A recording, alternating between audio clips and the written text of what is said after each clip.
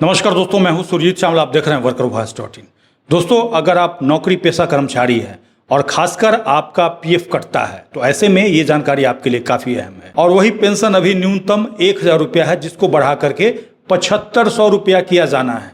और इसके बारे में जब संसद के अंदर सवाल पूछा गया तो केंद्र सरकार की तरफ से क्या जवाब दिया गया, न केवल इस वीडियो में आपको बताऊंगा बल्कि आपको उसका कॉपी भी दिखाऊंगा कि कहां से आप डाउनलोड कर सकते हैं और खुद से भी चेक कर सकते हैं। आइए इसको स्टेप बाय स्टेप करके जानते हैं। दोस्तों, आप किसी ऐसी कंपनी या संस्थान के अंदर काम करते हैं जहां 20 या 20 से अधिक कर्मचारी कार्यरत हैं।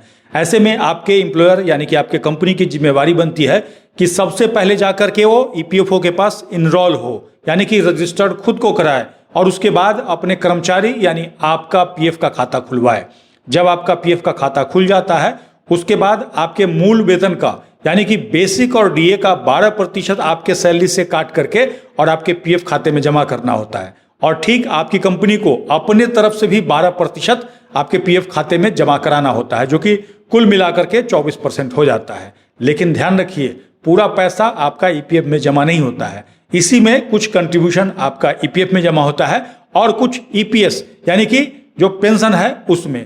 आपको बता दूं कि कर्मचारी का 12% पूरा का पूरा ईपीएफ में जमा होता है, जबकि एम्प्लॉयर यानी कि आपकी कंपनी की तरफ से जो 12% जमा होता है उसका 3.67% ही आपके ईपीएफ खाते में जमा होता है, जबकि बचा 8.33% आपके ईपीएस खाते में जाता है। जब पीएफ खाताधारी रिटायर करते हैं तो उन्हीं पैसों में से आपको पेंशन मिलता है, जिसकी सीमा अभी मात्र 1000 रुपया है, न्यूनतम पेंशन। और उसी न्यूनतम पेंशन को बढ़ाने की मांग विभिन्न मजदूर संगठनों के द्वारा पिछले कई वर्षों से की जा रही है। और इसी के बारे में जब संसद के अंदर पूछा गया तो केंद्र सरकार की तरफ से क्या जवाब दिया गया, ये आज इस वीडियो में बताऊंगा। इससे पहले मैं आपको बता दूं कि केवल ईपीएफ खाता खुल जाने से आप पेंशन के हकदार नहीं हो जाते हैं। इसके लिए क्या होता है, कम से कम 10 साल कंट्रीब्यूशन आपका पीएफ खाते में जमा होना चाहिए, चाहे आप एक कंपनी के अंदर काम कर रहे हो या कंपनी बदल बदल के। लेकिन 10 साल की सेवा उसमें दिखनी चाहिए, उसके बाद ही आप पेंशन के हकदार होते हैं। दोस्तों, आपको बता दूं कि लोकसभा में 20/7/2026 को सांसद भाऊ साहेब बागचौरे ने पूछा कि क्या श्रम एवं रोजगार मंत्री बताने की कृपा करेंगे जिसमें ईपीएस 95 राष्ट्रीय आंदोलन समिति की महंगाई भत्ते डीए के साथ 7500 रुपया प्रति माह की न्यूनतम पेंशन की मांग लंबे समय से लंबित है। यदि हाँ तो इसका विवरण क्या है। दूसरा सवाल था, क्या सरकार का यह मानना है कि बुजुर्ग श्रमिकों के सम्मानजनक जीवन के लिए वर्तमान में 1000 से 2000 प्रति माह की पेंशन अपर्याप्त है। यदि हाँ तो इसके क्या कारण है। तीसरा है, इस संबंध में गठित विशेषज्ञ समितियों की सिफारिशों पर सरकार द्वारा अब तक क्या कार्रवाई की गई। चौथा है, क्या सरकार पेंशन बढ़ाने के लिए बजटीय सहायता या पेंशन फंड के पुनर्गठन पर विचार कर रही है। और अंतिम है, लाखों बुजुर्ग पेंशन भोगियों से जुड़े इस मानवीय मुद्दे पर अंतिम निर्णय कब तक किए जाने की संभावना है, जिसका जवाब श्रम एवं रोजगार राज्य मंत्री सुश्री शोभा करंदलाजे ने दिया है। सभी का एक साथ जवाब दिया है कि ट्रेड यूनियनों और जनप्रतिनिधियों सहित विभिन्न हितधारकों से कर्मचारी पेंशन योजना 1995 के तहत न्यूनतम पेंशन की मौजूदा 1000 रुपये प्रति माह बढ़ाने के लिए अनुरोध प्राप्त हुआ है, जिसमें सभी क्वेश्चनों का एक साथ जवाब दिया है। और उसके पहले पैरा में लिखा है कि ट्रेड यूनियनों और जनप्रतिनिधियों सहित विभिन्न को बढ़ाने के लिए कर्मचारी पेंशन योजना लिखते हैं कि 1995 न्यूनतम पेंशन जो कि मौजूदा 1000 रुपया है, डिफाइंड बेनिफिट तय योगदान और तय लाभ वाली सोशल सिक्योरिटी स्कीम है। कुल जमा राशि इन चीजों से बनती है। एम्प्लॉयर द्वारा वेतन का 8.33% योगदान होता है।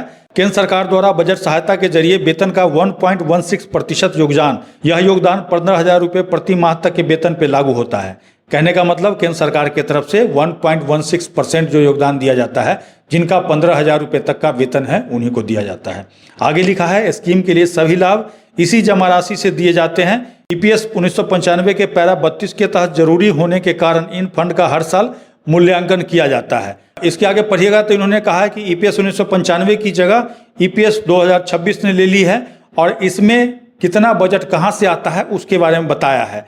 आगे इन्होंने और कुछ भी जवाब नहीं दिया है। कहने का मतलब है, इससे स्पष्ट है कि केंद्र सरकार ने इसके बारे में कुछ नहीं कहा कि 1000 को बढ़ा करके 7500 कब किया जाएगा।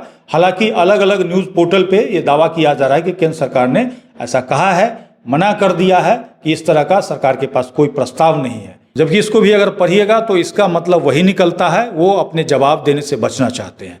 कहने का मतलब आपका 1000 जो पेंशन है मिनिमम, वो 7500 अभी नहीं होने जा रहा है। ऐसे में आपसे जानना चाहता हूं कि आपके ईपीएफ का कंट्रीब्यूशन कटवाने के बाद भी रिटायरमेंट के बाद अगर न्यूनतम पेंशन 1,000 रुपया है, जबकि आप देखते होंगे कि अलग अलग स्टेट में स्टेट गवर्नमेंट वृद्धा पेंशन 1,000 से ज़्यादा दे रही है।